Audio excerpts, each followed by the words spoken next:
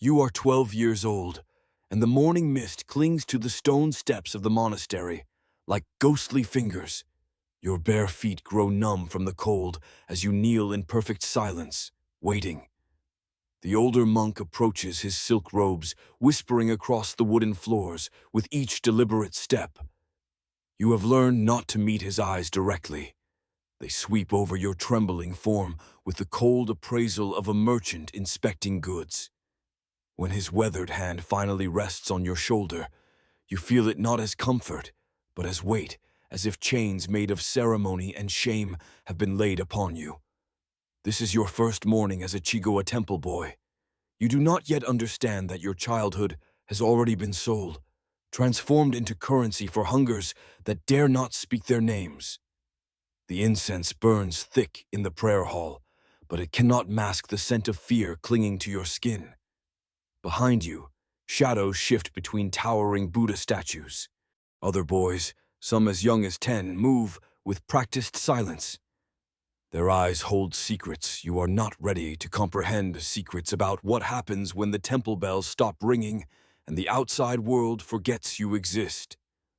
Welcome to medieval Japan, where beauty was currency and innocence a commodity, where the line between spiritual devotion and physical exploitation blurred until it vanished, leaving only echoes of young voices that broke far too early. The institution of the Chigō emerged during the Heian period, around the 9th century. Officially, these boys were attendants chosen to assist high-ranking monks, to be educated in literacy, calligraphy, and Buddhist scripture. Parents, desperate for relief during famine or eager for social advancement, surrendered their sons to the monasteries. Some were deceived with promises of a noble education.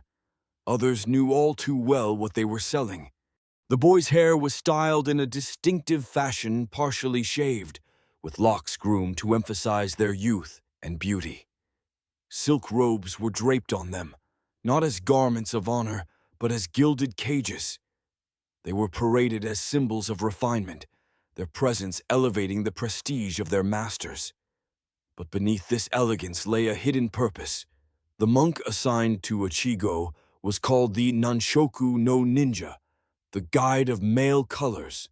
On paper, this was a bond of mentorship, a relationship of spiritual intimacy between teacher and disciple. In practice, it was institutionalized exploitation, cloaked in ritual. Buddhist philosophy was bent to fit the desires of power. Scriptures on compassion twisted into justifications for abuse. Intimacy reframed as a path to enlightenment. Before dawn, the boy's duties began. He prepared his master's robes, arranged his bath, laid out his meals. He was trained to move with grace, to anticipate desires before they were spoken, to lower his eyes and silence his voice. Gradually, the intimacy deepened under the guise of instruction. The line between ritual and violation blurred until the child could no longer tell where one ended and the other began. The isolation was absolute. Mountain monasteries like Koyasan stood as fortresses of silence. Families who had surrendered their children rarely saw them again. Letters were not permitted. Contact with the outside world was severed. To the boy, the world shrank to the walls of the prayer hall and the eyes of his ninja. Resistance seemed unimaginable. The monks had devised elaborate systems of psychological manipulation, teaching the boys that their suffering was sacred, their submission a form of spiritual discipline that promised reward in the next life. The most chilling records come not from outsiders, but from the monks themselves. Cryptic temple documents speak in euphemism of education, of sacred intimacy, of ritual correction, but when cross-read with diaries, the veil lifts. In one 12th century account, a monk describes guiding a boy named Kikumaru Ha'ao. The child was introduced step by step into the deeper lessons, each stage marked by ceremony, each violation sanctified with incense and chant. Punishment was as calculated as reward. A boy who resisted was not simply beaten, he was starved, confined, scarred. The records describe these with clinical detachment. How many lashes, how many days without food, how many chants of repentance required to restore obedience. Some children were broken until they submitted willingly. Others turned against themselves, competing for favor, betraying one another to prove loyalty. And yet, beneath the silence, there were moments of clarity.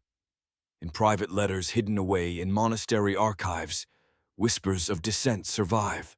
One monk, Shinran, who had himself been a Chigō in youth, wrote with unflinching honesty, "They call it sacred love, but it is only hunger. They call it guidance, but it is theft of the soul." To the outside world, the monastery was a beacon of learning and piety. To the boys within, it was a theater of subjugation, one where the audience never saw the truth behind the curtain. The temple bells tolled for the faithful outside, but for the Chigō, each chime was a reminder that their voices had been silenced, that time itself belonged to another's will. Thus began a system that would last centuries, reshaping itself with every era, yet always returning to the same cruel truth. Innocence had value, and those in power had perfected the art of consuming it. When the boy's voice cracked, when the softness of youth gave way to the rougher edges of adolescence, his value to the temple diminished. Some were cast out into a world they no longer understood. Others, if fortunate, found themselves drawn into another sphere of power, the castles and compounds of the samurai. If the monasteries had wrapped their exploitation in incense and scripture, the warrior class stripped away the pretense. Here, the boys were no longer Chigō, but Wakashū adolescent attendants taken under the wing of adult samurai. Officially, they were apprentices meant to learn swordsmanship, strategy, and the way of Bushido. In truth, they were absorbed into a brutal world where loyalty meant not only dying in battle, but also surrendering their bodies in the private chambers of their lords. The selection of Wakashū was ruthless. Samurai lords purchased boys directly from families, often during times of war or famine. Letters preserved from the Kamakura period, 1185 to 1333, reveal how casually these transactions occurred. One lord wrote of trading 2 well-trained boys for a prized horse, noting their skill not only with the bow, but in the arts of pleasing. In another document, a samurai compared the merits of a Wakashū to the sharpness of a blade. Both objects of value, both meant for service. The contradiction was stark. The Bushido code preached honor, loyalty, and self-discipline. But those same virtues were twisted into chains. A Wakashū was told that to endure pain without flinching, to obey without hesitation, to yield without protest, these were marks of true devotion to his master. The philosophy of self-sacrifice, so central to the samurai ethos, became a weapon used to silence boys who had no power to resist. Training combined violence and intimacy in equal measure. By day, the boy learned to ride, to wield the naginata, to march in armor too heavy for his frame. By night, he was summoned to serve in ways that had nothing to do with war. Some lords formalized these arrangements through brotherhood contracts, written vows sealed before witnesses, and even blessed by Shinto priests. The documents promised mutual loyalty, but spelled out sexual duties as explicitly as they did martial ones. A boy's resistance was treated as betrayal. The penalties were severe: ritual scarring, disfigurement, sometimes even execution. The chronicles of the time conceal these practices in euphemism. The Heike Monogatari, the great tale of the Genpei War, praises young warriors who served their lords in all things, on the battlefield and beyond. The phrase is ambiguous, but in context, historians recognize its double meaning. Behind the celebrated valor was a darker truth that service extended into the private realm, where consent was neither sought nor required. Personal accounts, though rare, pierce the veil. One diary, hidden for centuries in the walls of a samurai residence, belonged to a Wakashū named Shigemori. He wrote of nights where loyalty was tested in humiliation, of mornings when bruises were hidden beneath armor. His words reveal a chilling paradox. He longed for approval from the very man who broke him, because survival depended on it. To please him is to live another day, he wrote. To fail is to be cast aside. This culture of domination was not limited to individuals. It was woven into the very fabric of samurai society. At formal gatherings, lords displayed their wakashū as one might show off fine swords or prize falcons. Competitions were arranged where boys demonstrated not only martial skills but the obedience of their bodies. Winners were rewarded with favors. Losers sometimes carried scars that marked them for life. Some wakashū sought escape, turning to monasteries or fleeing into distant provinces. But escape was dangerous. Provincial officials, indebted to local lords, returned runaways without hesitation. Temples, far from offering sanctuary, often sent boys back, unwilling to defy samurai power. For many, survival meant submission until they reached adulthood, and when they did, the cycle often repeated. A wakashū who became a samurai might in turn take his own attendance, perpetuating the system that had consumed him. It is here, in the warrior world, that cruelty reached its most casual form. The temple had at least draped exploitation in the language of enlightenment. The samurai dispensed with excuses. They glorified violence and extended it into every corner of life. For the wakashū, the sword at his side was not protection, but reminder that resistance could be cut down as easily as an enemy on the battlefield. And yet, within this brutality, threads of humanity flickered. Some masters did treat their attendants with genuine care, blurring the line between coercion and companionship. A few relationships, recorded in family archives, carry the tenderness of mentorship rather than exploitation, but these were exceptions, swallowed in a larger culture where power ruled absolutely, and boys had no say in how their bodies or futures were used. Thus, the system that began in monasteries found a second home among warriors, and once again, innocence became commodity traded, displayed, consumed. While the ideals of honor and loyalty provided a mask for violence. By the dawn of the 17th century, Japan entered the long peace of the Tokugawa shogunate. With civil war stilled, swords sheathed, and castles rising across the land, a new world began to flourish. It was a world of bustling cities, swelling merchant classes, and pleasure quarters where illusion was sold as readily as silk. Here, in the great urban centers of Edo, modern Tokyo, Osaka, and Kyoto, the exploitation that had once been cloaked in temple incense or samurai honor found its newest incarnation. No longer hidden in monasteries or castle barracks, it was now displayed openly in the neon of its own era. The painted lanterns of the entertainment districts. The boys were no longer called Chigō or Wakashū. In Edo, they became Kagema, literally shadow actors. The name was telling. They performed both on stage and in the shadows of brothels, their existence balanced between art and exploitation. To the public, they were elegant entertainers. To their clients, commodities whose value was measured in beauty, submission, and youth. The state itself sanctioned this commerce. The Tokugawa regime, obsessed with order, did not suppress the sex trade, it regulated it. Licensed pleasure quarters like Yoshiwara in Edo or Shinmachi in Osaka were created, walled districts where desire was contained, catalogued, and taxed. While history often remembers these places for their famed female courtesans, thousands of boys lived and died there, their names rarely recorded, The recruitment of Kagema was systematic. Procurers called zenshi scoured the countryside during lean years.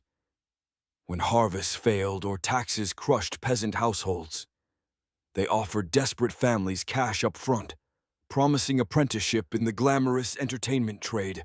Contracts were signed. Indentured servitude that typically lasted 10 years, though few boys ever saw freedom. The sums paid to parents were staggering compared to a farmer's yearly income, enough to drown doubt. For many, survival of the family outweighed the sacrifice of a child.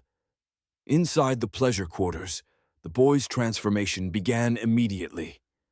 Their rooms were designed as stages lacquered screens, painted with erotic imagery. Bedding chosen to complement skin tones, incense said to stir desire. They were taught by older Kagema how to paint their faces, to move with elegance, to gauge a client's hunger by the tilt of a head or the tone of a laugh. They mastered not just sexual technique, but also conversation, poetry, and performance. Many were made to train in kabuki theater, where young actors often doubled as prostitutes, blurring art and commerce in a world that celebrated illusion. To customers, the Kagema embodied the spirit of the ukiyo, the floating world, a realm of fleeting pleasure and suspended consequence. Merchants, who by law could not wear swords or flaunt wealth openly, found in the pleasure districts a space to indulge. Samurai living on reduced stipends could not afford lifelong concubines as in earlier centuries, but they could rent shadows for an evening. Even monks, who publicly vowed chastity, slipped through Yoshiwara's gates, their presence tolerated so long as money changed hands. The reality for the boys was far from glamorous. A personal account from Osaka, written by a Kagema named Konosuke between 1687 and 1701, describes life as a cycle of fear and exhaustion. He wrote of nights when clients arrived drunk and violent, of mornings when bruises were hidden beneath fresh powder, of the constant terror of disease. He spoke of boys who chose suicide over endurance, of others beaten to death by customers and quickly replaced. The economics of the system made escape nearly impossible.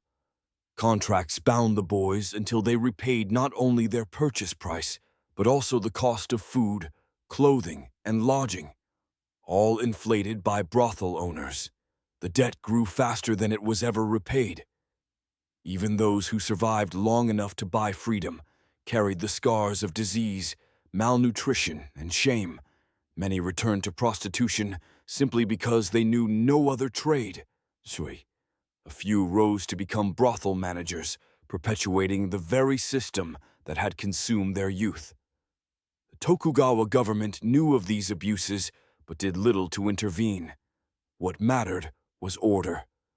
By confining sex to regulated districts, the authorities believed they protected the respectable world. Taxes from Yoshiwara and its counterparts lined official coffers. Only when scandals threatened public stability were owners punished, and even then, punishment often meant relocation, not reform. Foreigners arriving in Japan in the 19th century were stunned by what they saw. British diplomat Rutherford Alcock wrote of his visits to Edo's entertainment districts with thinly veiled horror, describing boys made up in the manner of women, compelled to submit to degradations unspeakable, their youth extinguished in shadows of perfumed chambers. His words, though shaped by Victorian morality, confirmed what Japanese records already made clear. Exploitation had become a business, calculated and unashamed. And yet, just as in temples and samurai compounds, not every story was uniform. Some Kagema forged bonds with patrons that gave them a measure of protection. A few, once freed, became writers or actors, turning their suffering into art that subtly critiqued the very world that had consumed them. Their existence was testimony to resilience, but also to the cruelty of a society that could applaud their performance while ignoring their pain. By the time the Meiji era dawned in 1868, Kagema culture had already left deep imprints on art, literature, and memory. Ukiyo-e prints depicted them as ethereal beauties, their painted faces frozen in time. Plays romanticized their tragic fates, but behind the art lay human lives boys who were shadows, never permitted to step fully into the light. For centuries, the voices of Chigō, Wakashū, and Kagema were drowned beneath the weight of ritual, violence, and commerce. Their suffering was framed as duty, their submission as honor, their silence as necessity. Yet history rarely allows silence to last forever. In the cracks of this system, whispers began to form. Whispers that grew into the first fragile songs of resistance. At the monastery of Toji in Kyoto, sometime in the mid-12th century, a boy named Yoshimaru stumbled upon letters hidden beneath loose floorboards in the scripture hall. The correspondence was chilling. Monks writing of new arrivals as though they were livestock, calculating payments to desperate families, and describing with cold precision how to introduce intimacies under the guise of spiritual training. The language was elegant, the meaning brutal. For Yoshimaru, the sacred bond he had been taught to cherish collapsed in a single moment of clarity. His life, he realized, had been purchased, scripted, and consumed by design. But among the letters was something else, a confession from a monk named Shinran, himself once a Chigō, who had escaped and later tried to warn others. He described small networks of survivors, men who met in secret and exchanged information, which monasteries were most dangerous, which monks to avoid, how to forge travel papers. They called themselves quiet names, like shadows, a hidden brotherhood of the broken who refused to remain powerless. This revelation was fire in Yoshimaru's heart. For the first time, he believed resistance might be possible. He shared the truth with a handful of trusted boys. Together, they devised a fragile conspiracy, poisoning food with harmless irritants to unsettle their oppressors, passing messages in coded chants, and dreaming of mass escape during the Autumn Moon Festival. Their courage was unprecedented, but so was the risk. Betrayal destroyed them. A boy named Tadamani, overcome by fear or indoctrination, revealed the plan. The punishment was staged as spectacle. Before the entire temple, Yoshimaru's fingers were shattered with mallets so he could never write again. Others were scarred, silenced, mutilated. Yet in their destruction, something had shifted.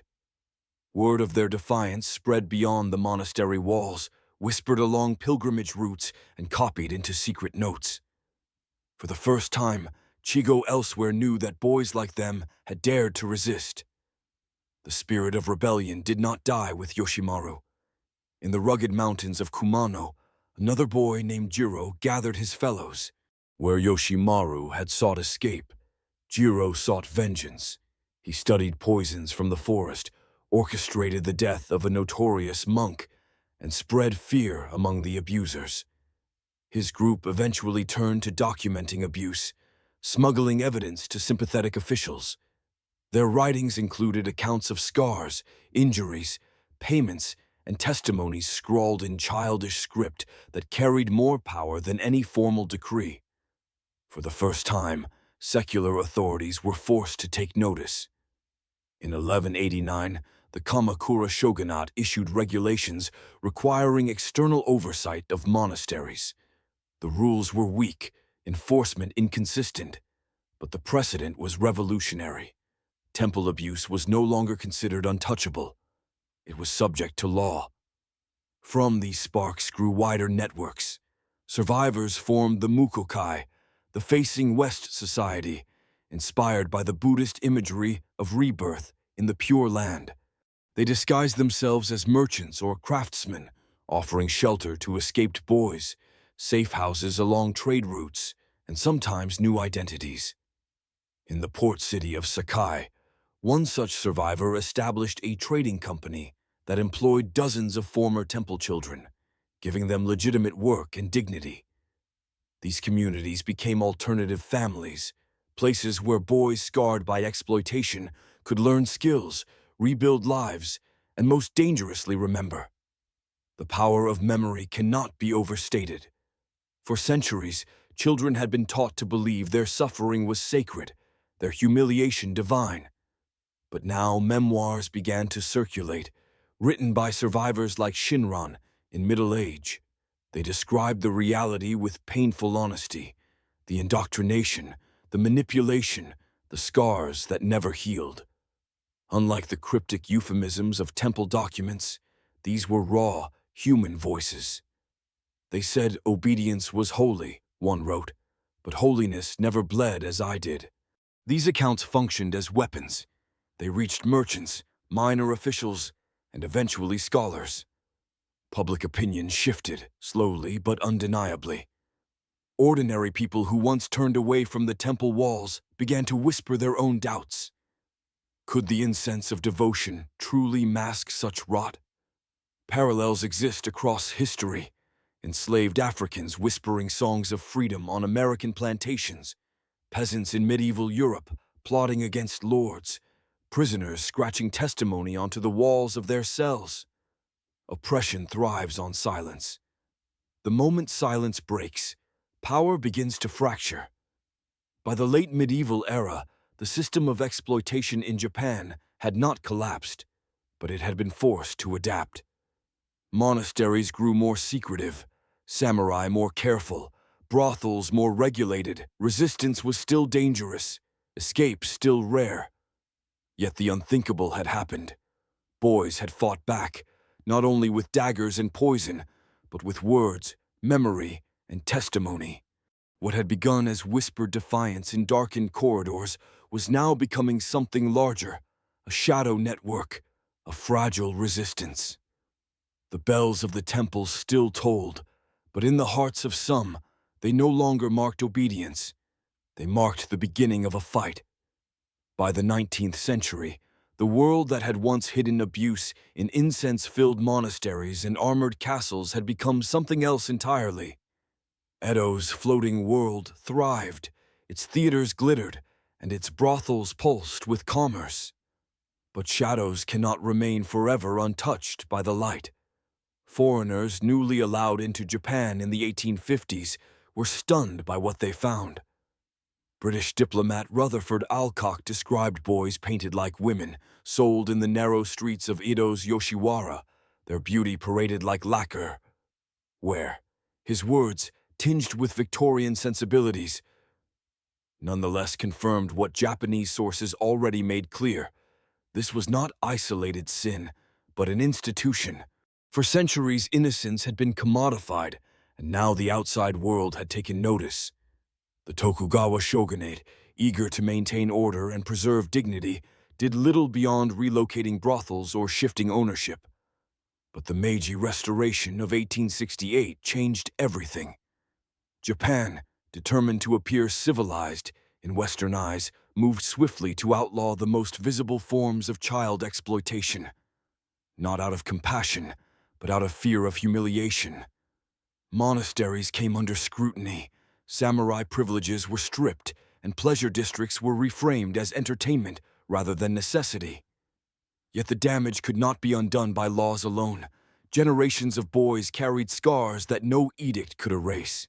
Many survivors struggled to adapt to modern life. They had no families to return to, no trade beyond what their childhoods had taught them, and no place in the society that preferred to forget. Some slipped back into prostitution. Others drank themselves into oblivion. Some lived quietly on the margins, but others transformed survival into resistance. Networks like the Mukokai, born centuries earlier, evolved into more permanent communities. In Osaka and Kyoto, survivor groups established businesses, workshops, shipping companies, farms, where boys who escaped or were freed could find shelter. These communities became alternative families, bound not by blood, but by shared suffering and the determination to break the cycle. In Kyoto, one of the most extraordinary gatherings took place. The year was 1200 in the story's memory, but the echoes stretched far into the Meiji era.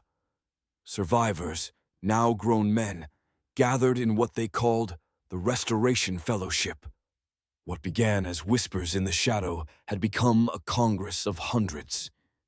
They came from trades and professions across the archipelago: builders, scribes, merchants, teachers, all once Chigō, Wakashū, or Kagema.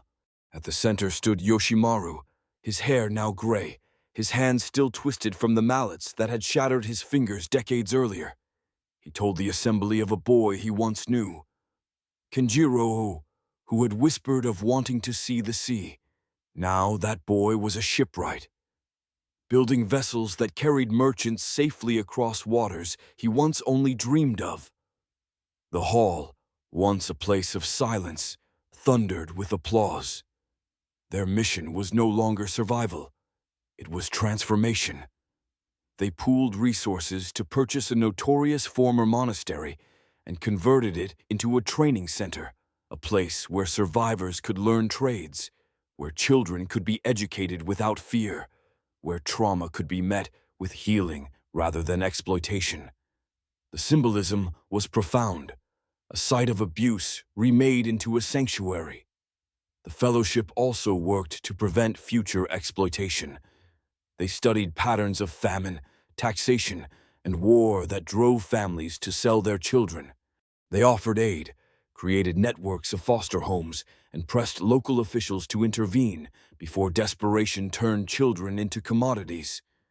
For the first time, resistance was proactive rather than reactive.